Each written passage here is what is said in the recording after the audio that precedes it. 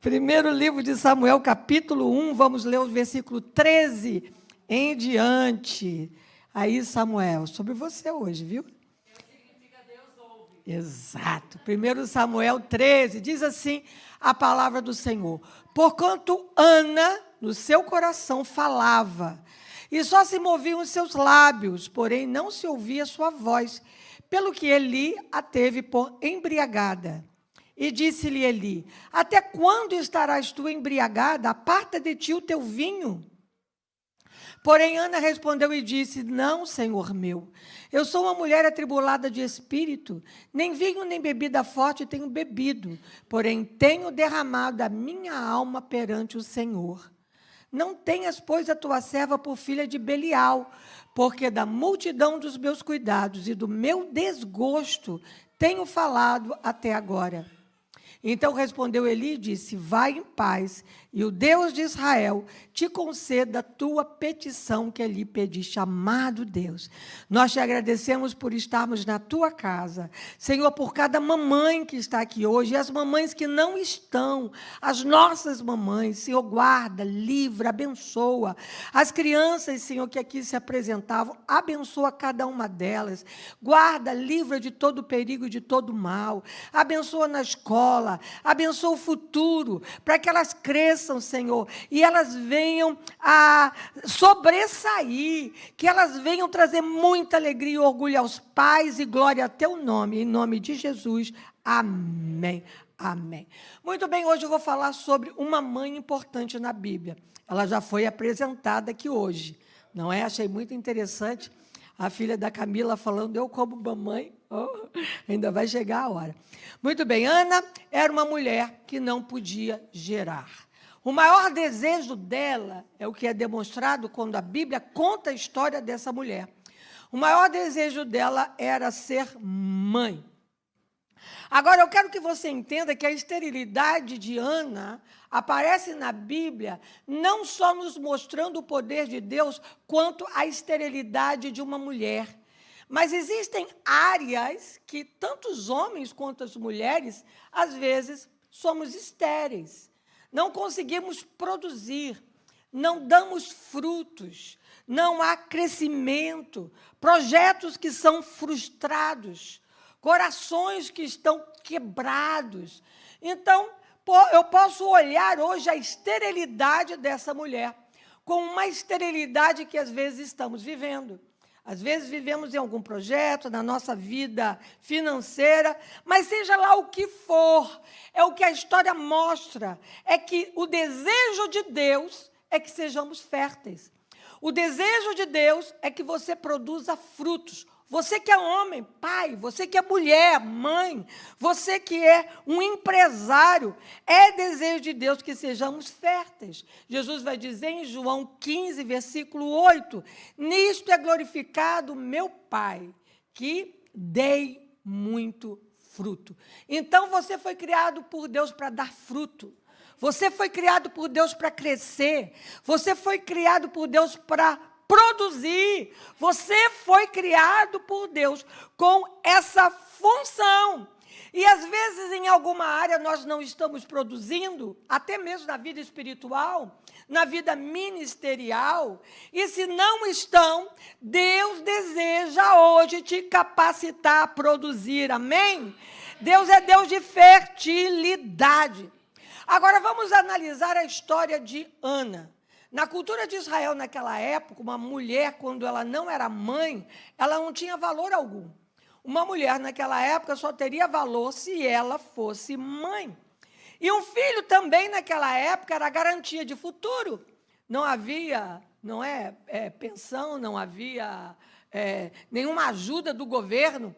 Então, um filho era garantia de futuro, principalmente na velhice. Mas o ventre de Ana estava vazio. Os braços de Ana estavam vazios. E, às vezes, o nosso vazio, ele retira o brilho da nossa vida. Ele rouba a nossa alegria, a nossa satisfação. Agora, eu descubro em Ana que nós precisamos ativar a nossa fé para gerar, para criar mudanças, para receber de Deus aquilo que Ele propõe para as nossas vidas, aquilo para o qual nós fomos criados. Se você não está produzindo, não é a vontade de Deus. Se a coisa não está dando certo e tudo que você tenta está dando errado, há uma ação do inimigo. E isso tem que ser quebrado hoje no nome de Jesus. Aleluia. Agora veja, o grande problema de Ana é que ela não podia gerar, mas ela enfrentava um outro grande problema.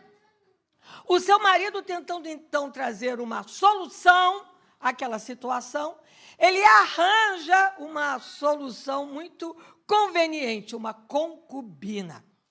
Para a cultura de Israel naquela época, quando uma mulher, uma esposa, não podia ser mãe, então o homem poderia arranjar uma segunda mulher, uma concubina. E ali, então, Eucana, marido de Ana, casa com Penina. Ele arranja uma situação com Penina. E Penina, agora, passa a competir com Ana dentro da sua casa. E Penina começa a humilhar Ana.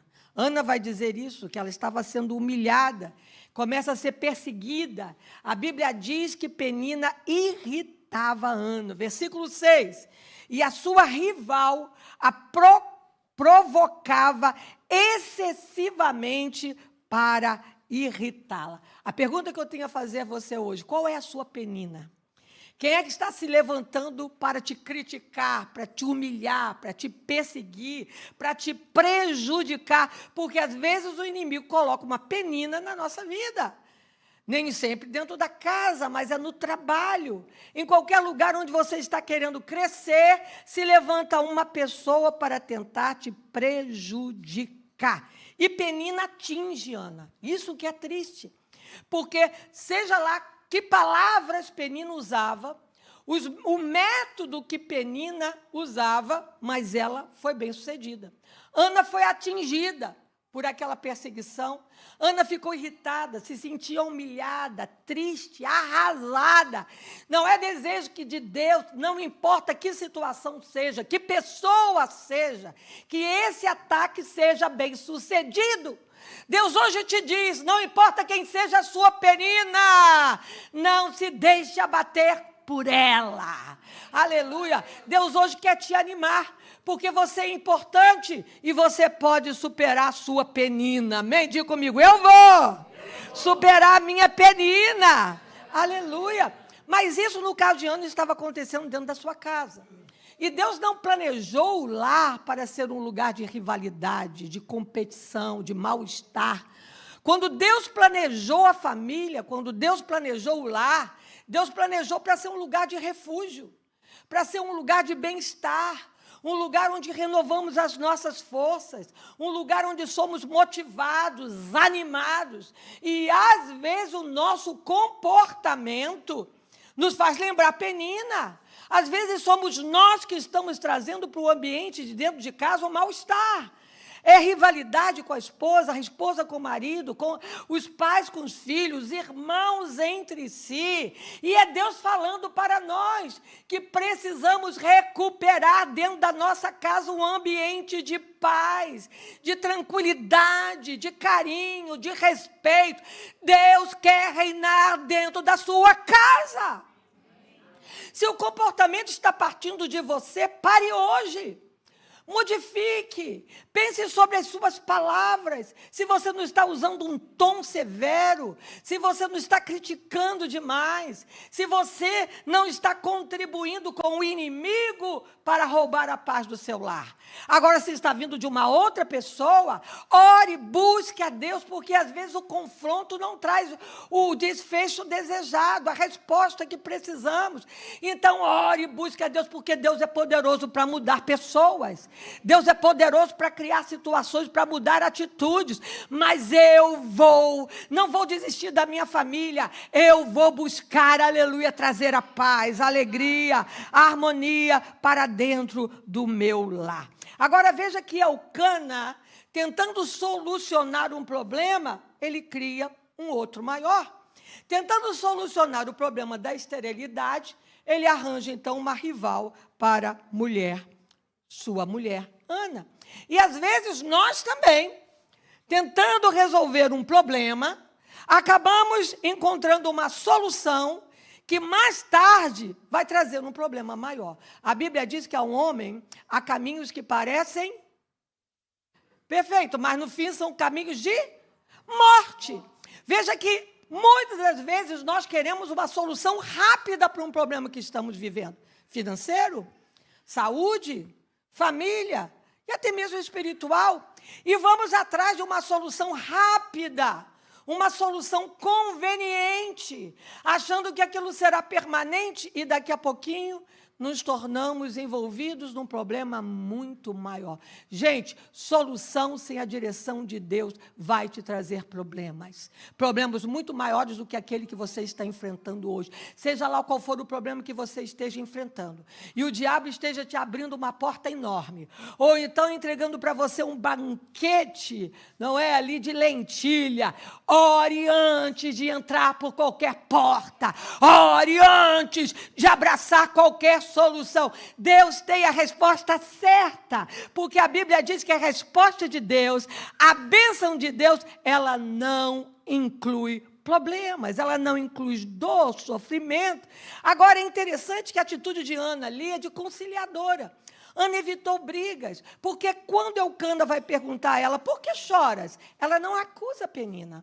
Ela não diz, é Penina. Não, ela procura paz dentro do seu lar. E ela faz a coisa mais certa.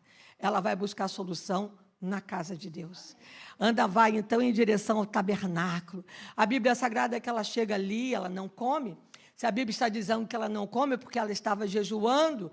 E o milagre que Ana precisava, ela foi buscar em Deus. Agora, veja bem, o milagre de Ana foi resultado de um relacionamento vivo e sincero com Deus.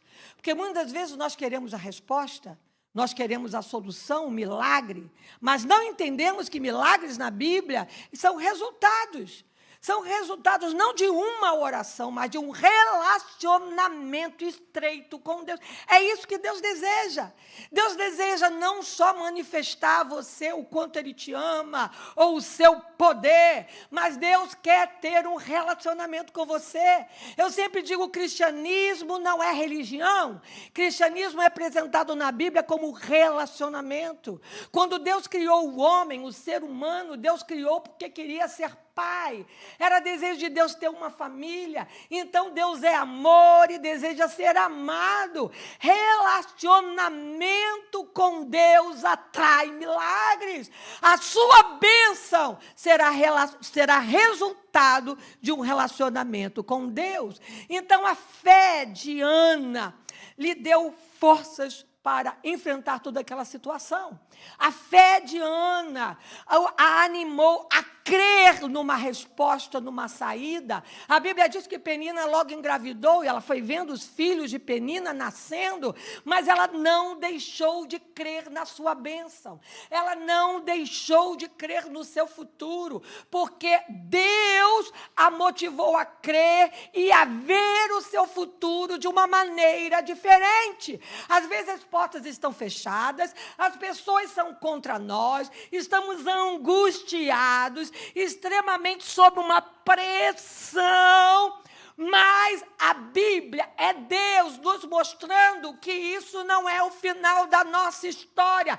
Deus tem um futuro para a sua vida. E quanto mais eu me relaciono com Deus, mais eu sou motivada por Ele a crer que Deus tem saídas, Deus tem bênçãos, Deus tem um futuro bom para mim. Aleluia. Eu quero afirmar, Deus tem um futuro bom para a sua vida também. Aleluia. Então a fé de Ana em Deus ali sustentou, lhe deu forças. Veja, irmãos, há carências no nosso íntimo, há carências na nossa alma que só Deus pode suprir. Quantas pessoas, por uma carência muito grande de afetividade, acabam se casando com a pessoa errada, acabam insistindo em relacionamentos que não vão lhe trazer a resposta desejada, e há carências lá no seu íntimo que só podem ser suportadas, supridas por Deus. Existe um vazio dentro de cada um de nós que só pode ser preenchido pelo Senhor, aleluia, aleluia. Então não busque suprir essas necessidades em relacionamentos temporários, busque a Deus, aleluia. Ele vai te dar valor, Ele vai lhe dar suporte, Ele vai lhe dar força e o ânimo que você precisa para ir adiante. Uma coisa muito bonita na vida de Ana, que eu percebo, é que Ana, ela temia Deus, ela passava problemas dentro de casa, e a Bíblia vai dizer neste capítulo, não vou ler todos os versículos, que de ano em ano, quando ela ia ali na festa, na casa do Senhor, Penina amargurava o coração de Ana. Então, exatamente naquele tempo que ela ia para o culto, naquela época que ela ia até a casa de Deus, Penina se levantava ainda mais, de uma forma ainda maior, para irritar Ana. Veja se isso não é uma obra do inimigo. A tentativa ali do inimigo era esfriar a fé de Ana. A tentativa do inimigo é que Ana se afastasse de Deus. Mas Ana não permitiu que o comportamento de pessoas a afastasse de Deus. Infelizmente, quantas das pessoas que às vezes se aborrecem com a esposa do pastor, porque ela é sempre amada a história, não acaba saindo da igreja.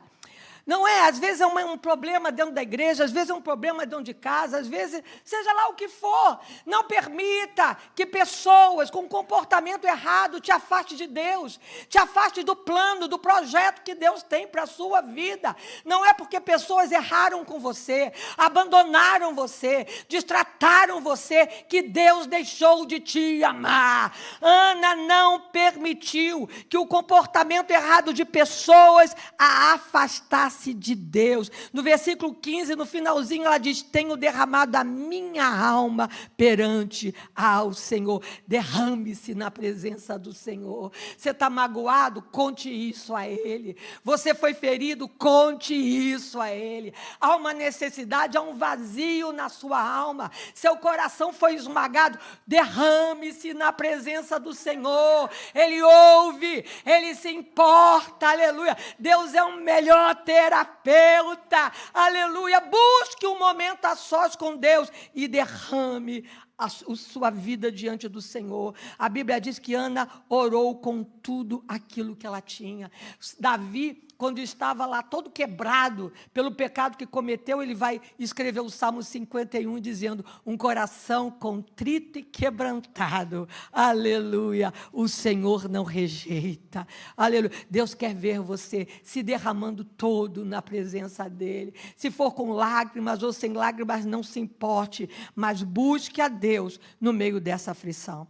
Agora, seu relacionamento com Deus a ajudou a superar oposição e incompreensão. Primeiro, o seu marido, que não a entendia. No versículo 8, ele pergunta a ela: por que choras?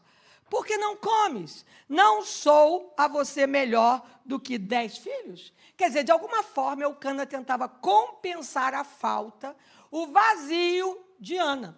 Mas não era eficiente, porque ela desejava ser mãe, mas ele não compreendeu o coração de Ana. Agora, veja bem, eu vejo aqui em Eucana uma ausência muito grande, uma falha muito grande, porque a Bíblia vai contar, lá em Gênesis, no capítulo 27, acho que é 27, o Gênesis 26, a Bíblia vai contar a história de Isaac, no capítulo 29, não é 25, desculpe, capítulo 25, Isaac casa com Rebeca. Rebeca é uma moça linda, porém a Bíblia diz que Rebeca era estéril. Isaac vai orar. E a Bíblia vai dizer, lá em Gênesis 25:1, Isaac orou insistentemente ao Senhor por Rebeca, porque Rebeca era estéril. Gente, ele não orou 1 ano, ele não orou 5 anos, ele não orou 10 anos. Isaac orou 10 anos, mas não arranjou uma concubina. Ele foi fiel a Rebeca, aleluia. E chegou o tempo que Deus ouviu a oração de Isaac. Ore pelo seu marido, ore pela sua esposa. Talvez seja estéril em alguma área, talvez esteja passando por um momento. A oração do cônjuge, aleluia, ela vai somar, Deus vai ouvir. É desejo de Deus que você trabalhe trabalhe pela sua família, não só lá fora, mas trabalhe de joelhos, orando e buscando um milagre para dentro da sua casa. Aleluia. Agora, não foi o único problema que Ana passou. Primeiro com Penina, segundo com Eucana e terceiro no tabernáculo, na casa do Senhor. A Bíblia diz que ela vai ali orar, mas o sacerdote, a observando, não a compreendeu. Versículo 13, ela orava e só os seus lábios se moviam, e o sacerdote Eli a observava e a teve por embriagada. Aí ele chama a atenção dela. Versículo 14, até quando estarás embriagada? Abandona o seu vinho. Veja, aquela mulher não havia bebido, a Bíblia diz que nem comido, mas ela estava atribulada de espírito. Aquela mulher estava tremendamente angustiada, mas infelizmente, às vezes, fazem uma leitura errada de nós. Diante de um problema que ninguém sabe, diante de uma situação que estamos vivendo, e às vezes até temos vergonha de divulgar, aquela mulher estava ali com aquele comportamento, semblante caído, e a interpretação que o pastor da igreja fez é que ela estava embriagada. Na verdade, ela estava angustiada. E quando, às vezes, somos discriminados, criticados, somos julgados de uma maneira errada, porque quem sabe, quem conhece e quem lhe compreende melhor é Deus. Não espere que as pessoas entendam você completamente. Não espere que as pessoas façam uma leitura totalmente correta sobre a sua vida, mas Deus sabe, Deus conhece, aleluia, Deus te compreende como ninguém. Quantas das vezes até levantam um falso contra nós, divulgam coisas a nosso respeito que não é real. A Bíblia diz que Ele advoga a nossa causa. Deus é teu advogado, aleluia.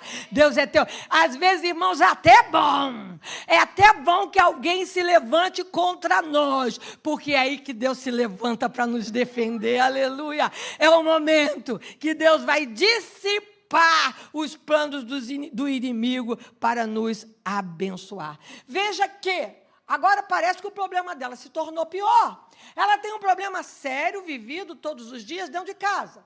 Ela vai para a casa do Senhor para buscar de Deus força, para buscar de Deus solução. E aí ela passa por um problema dentro da igreja também. Não é assim que o diabo faz. Você está passando por um problema e soma com o segundo. Quando você pensa que tem 2 problemas, aparecem 5 mais. E aí você pensa o que fazer agora. Nunca passei por tanto problema, estou cercado de todos os lados. É saúde, é finanças, é a mulher que não para de reclamar, é o vizinho dizendo que eu tenho que mudar, é o meu patrão que pega no meu pé, é o presidente que tira os meus direitos. O que eu vou fazer? Veja, não importa a raiva que o diabo esteja de você, se ele está vindo com tudo, é porque sabe que Deus está trabalhando a teu favor, aleluia. Nos bastidores, Deus já tem uma grande bênção para a sua vida, aleluia. Ana estava ali, gente, passando agora por um outro problema, mas ela responde ao sacerdote com humildade e respeito. Versículo 15, não, Senhor, eu não bebi. Eu não sou uma filha de Belial, sou uma mulher angustiada de espírito. Não bebi vinho, nem bebida fermentada, eu estava derramando a minha alma diante do Senhor. Às vezes fazemos orações tão rápidas. Antes de dormir, antes de sair para o trabalho, fazemos, mas não derramamos a nossa alma perante o Senhor.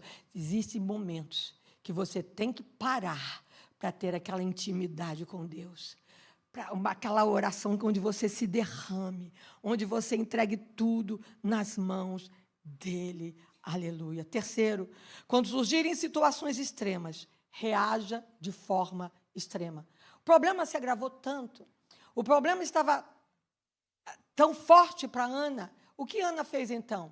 Aí ela entrou com jejum e voto.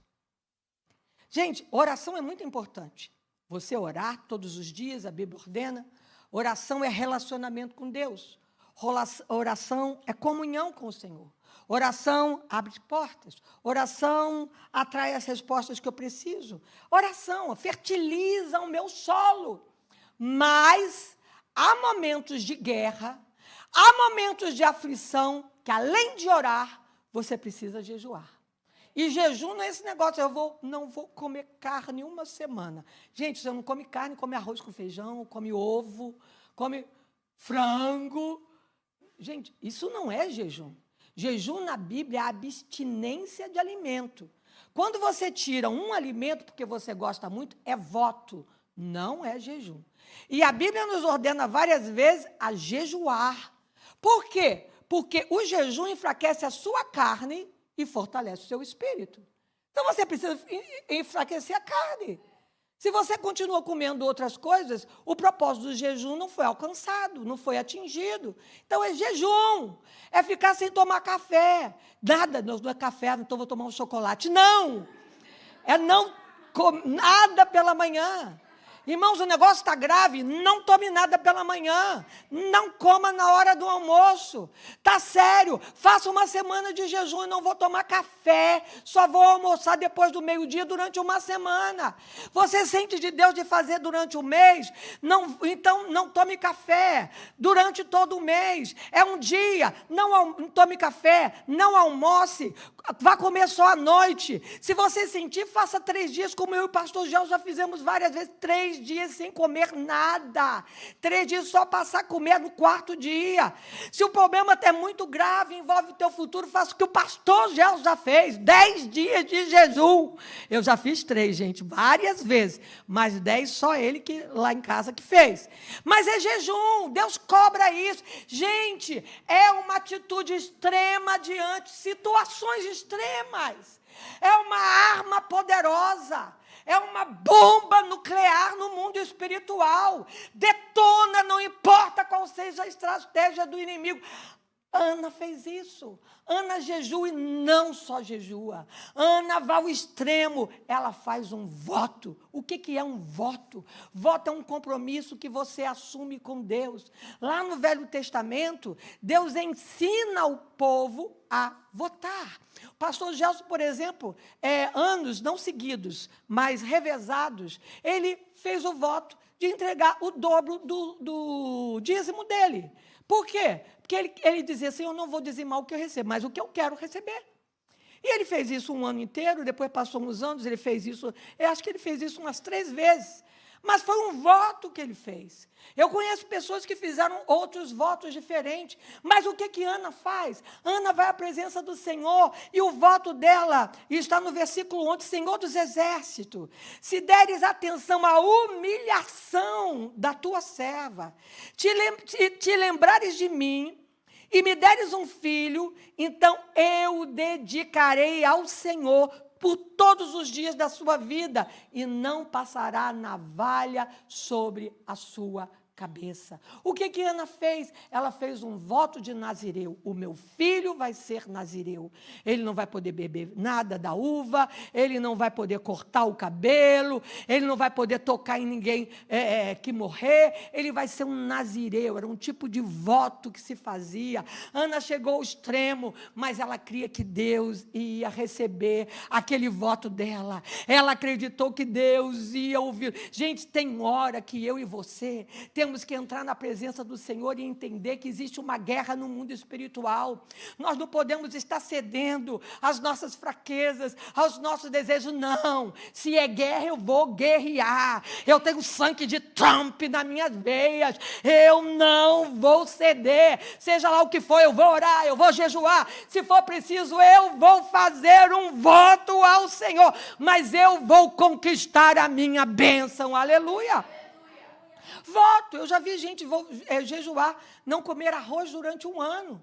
A pastora Eliane faz voto de não comer carne durante 21 dias, como fez Daniel. Isso é importante, move o céu. Deus recebe, Deus aceita. Veja que Ana, ela fez isso dando um propósito à sua bênção. Porque eu e você muitas vezes queremos bênção, queremos uma resposta, uma solução, mas não entendemos como Deus age. Veja, você precisa dar uma razão a Deus para Ele responder a sua oração. Foi o que Ana fez. Ana deu um propósito à sua bênção. Ela não passou mais a pedir um filho. Até ali, Ana pediu um filho. Senhor, me dá um filho. Eu estou sendo humilhada. Senhor, eu quero ser mãe. Senhor, abençoa meu ventre. Pronto. Uau, todo mundo ora assim. Ana não.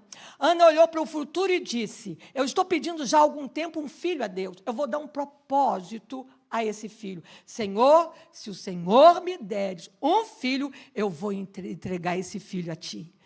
Ela colocou um propósito. Você entende o que eu estou dizendo? A sua bênção, seja lá qual for, a resposta que você precisa hoje, seja lá qual for, ela precisa ter um propósito. Ela precisa ter uma razão para que Deus venha responder. Por que Deus vai responder? Vai trazer crescimento à sua fé, vai trazer bênção às pessoas à sua volta. É um propósito que vai se alinhar ao plano de Deus, que vai trazer crescimento ao reino de Deus na terra. Ana é uma mulher inteligente. Ana prevê o interesse de Deus da resposta da sua oração. Ela dá um propósito a Deus. Ela não pede mais algo para si mesma. Ela não pede mais algo para alegrar o seu próprio coração, mas para servir a Deus, para cumprir uma missão, o propósito de Deus. Qual é a necessidade que Deus tem hoje? Deus não tem necessidade. Eu ouço as pessoas dizer isso. Deus não tem necessidade. Deus não precisa de dinheiro, é verdade. Deus não precisa de dinheiro. Mas Deus usa o dinheiro dos crentes. Deus não faz surgir dinheiro no céu. Não tem banco no céu. Mas a obra missionária, por exemplo, para ser sustentada, né, precisa ter dinheiro. O dinheiro não nasce árvore, irmãos. Nem no Haiti. Não há nada.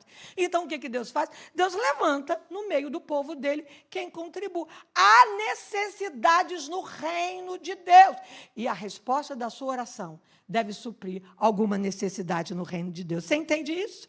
Amém? Ana compreendeu isso, que a resposta da sua oração deveria cumprir um propósito de Deus. E Ana transformou a sua fé em ação.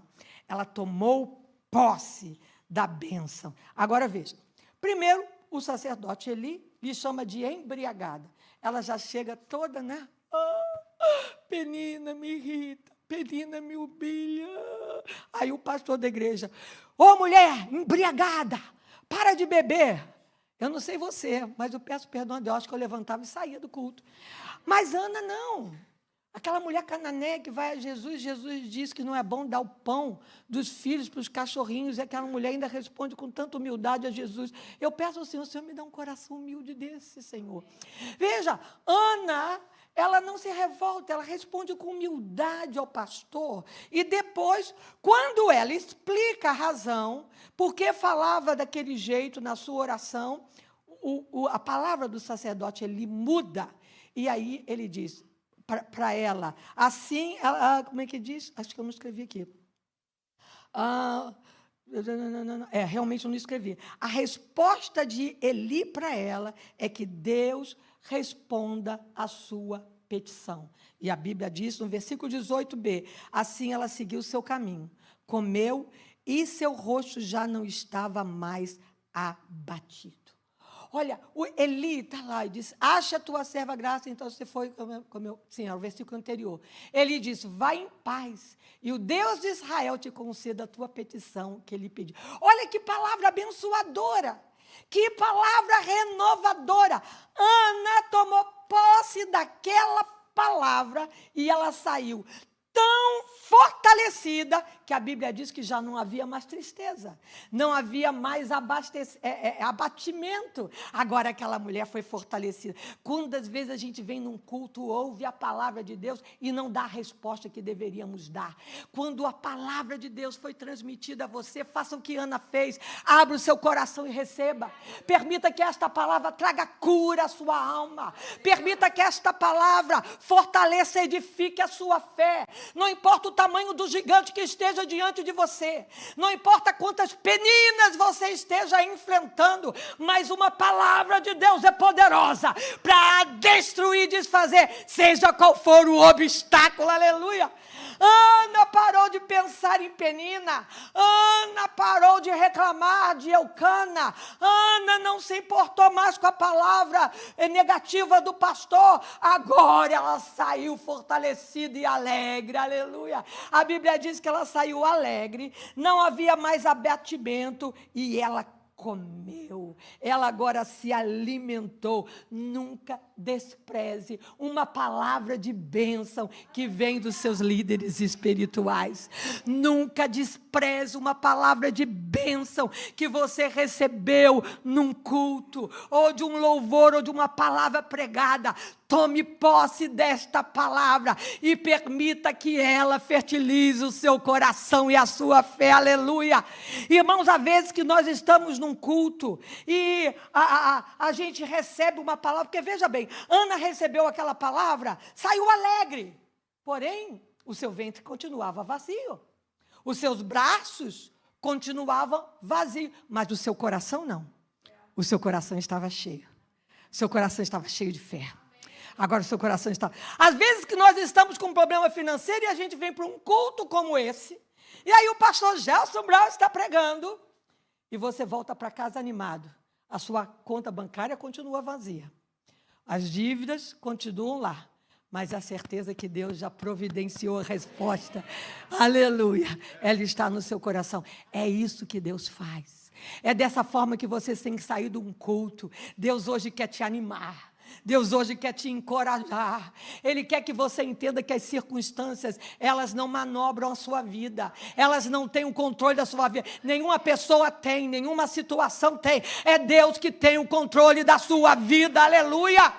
E Deus age segundo a sua palavra, é o que diz Isaías, que Deus faz segundo a sua palavra.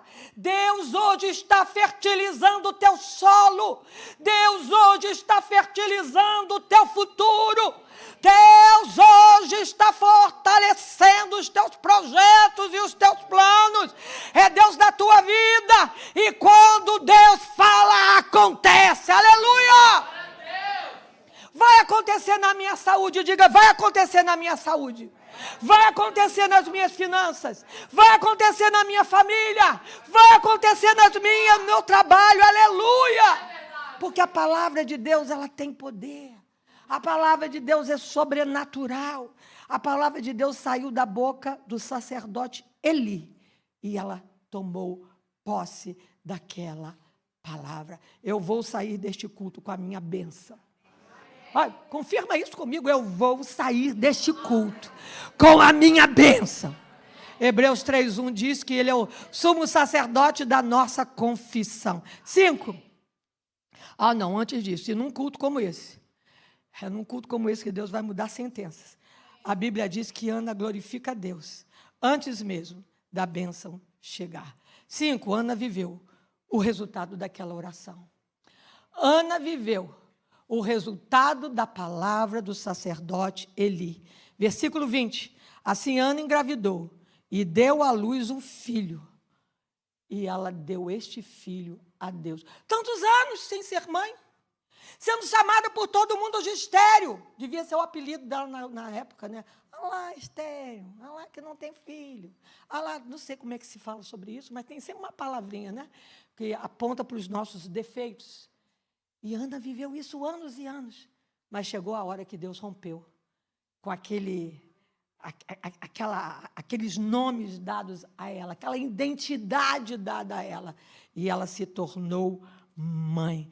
Deus ouviu a oração de Ana. Gente, Eucana não acreditou. O marido dela buscou uma outra alternativa. E há vezes que nós estamos enfrentando um inimigo enorme, um problema gigante, e não alcançamos, não conseguimos apoio de fé, apoio de oração. Ana teve que crer sozinha. E eu vou te dizer uma coisa, tem hora que você vai ter que crer sozinho. Ninguém vai acreditar na sua bênção, Ninguém vai acreditar na tua cura. Ninguém vai acreditar no teu sucesso. E você vai ter que buscar isso, você e Deus. É orando, é jejuando, se for necessário, votando, mas Deus vai ouvir a sua oração. Ana teve que crer sozinha. Teve que orar e buscar sozinha. Aí Tiago 5,16 diz que a oração de um justo pode muito em seus efeitos. Tem vezes que a Bíblia diz que devemos orar em conjunto, a igreja reunida. Tem guerra que a gente precisa, como um exército, guerrear. Mas isso não significa que se você estiver orando sozinho, Deus vai ouvir. Aleluia, aleluia. Gente, Ana recebe aquele filho e ela glorifica tanto a Deus, que no capítulo 2 de primeiro livro de Samuel, ela exalta o Senhor num cântico. E o cântico dela de agradecimento, o cântico dela de louvor foi escrito no livro mais importante da humanidade, na Bíblia. Não importa russo, japonês, brasileiro, americano, todo mundo lê aqui, olha, 1 Samuel capítulo 2, o louvor de Ana. Esse louvor, ele chegou no céu, esse louvor foi aspirado por Deus, esse louvor agradou tanto a Deus que mandou escrever na Bíblia.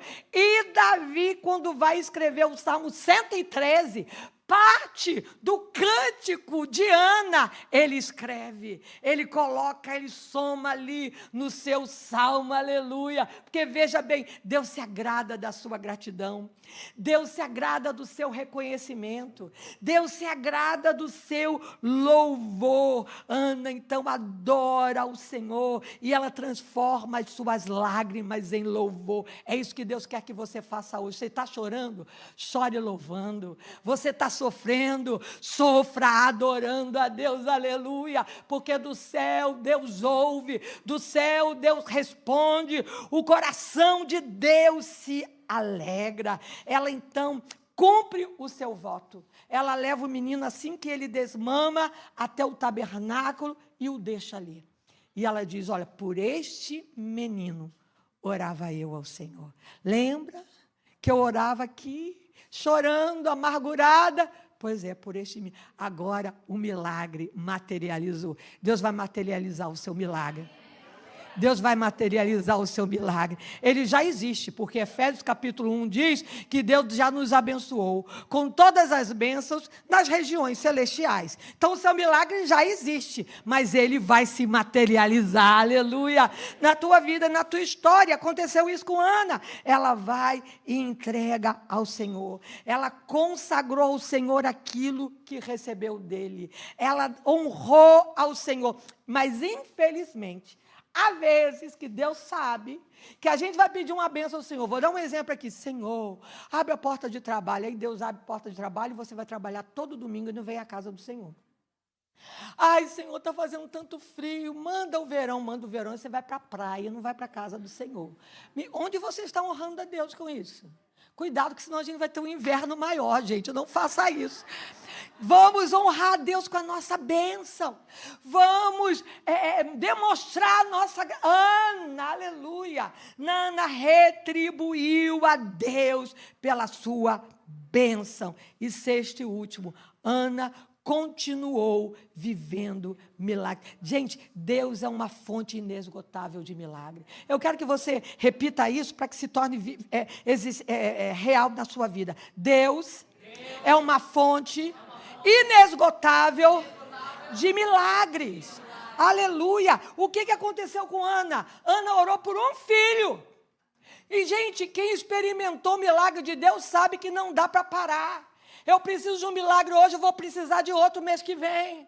Eu vou precisar de outro milagre daqui a 6 meses. Ano que vem só Deus sabe qual milagre eu vou precisar. Mas aqui na terra, enquanto eu estou aqui, eu vou precisar de milagre. E a melhor coisa que há é você experimentar os milagres de Deus. Porque aí da próxima vez você vai orar com confiança. Porque você sabe que Deus responde a oração. Aleluia. Ela ora por um filho. E a Bíblia vai dizer no capítulo 2, no versículo 21, que Deus lhe dá mais 3 filhos homens e mais 2 meninas. Aleluia. Uau! São mais 5 filhos. Ana, que agora está com a casa cheia. É criança correndo, é criança fazendo bagunça. E a alegria de Ana, o prazer de Ana. E ela sabia que foi Deus que começou a fazer. Deus vai começar e não vai parar de fazer na tua vida. Deus vai começar e não vai parar de fazer na sua vida. Vão haver até momentos que você vai achar que Deus parou. Uau! Mas parou, o que aconteceu? Não, não é não. É simplesmente um obstáculo, mas Deus vai te dar força para você superar isso, porque o Deus que começou, Ele continua. Deus não para, Deus não desiste, aleluia. Deus continua fazendo. Gente, Ana, ela tinha agora uma vida de oração. Ana, ela passou a ser um exemplo de mulher que ora na Bíblia, de uma pessoa que intercede na Bíblia, e a vida de oração de Ana contagia o seu filho Samuel. Samuel, na Bíblia, é um intercessor. Há uma vez que ele está reunido com todo o povo, e ele começa a dizer ao povo porque lutas estavam acontecendo, eles tinham se afastado de Deus, eles tinham buscado ídolos, mas ele diz, olha, longe de mim, que eu peque contra Deus, deixando de orar por vós. Gente, ele é tão conhecido no céu como um homem de oração, que em Jeremias 15:1, Deus vai dizer para o povo, olha, vocês erraram.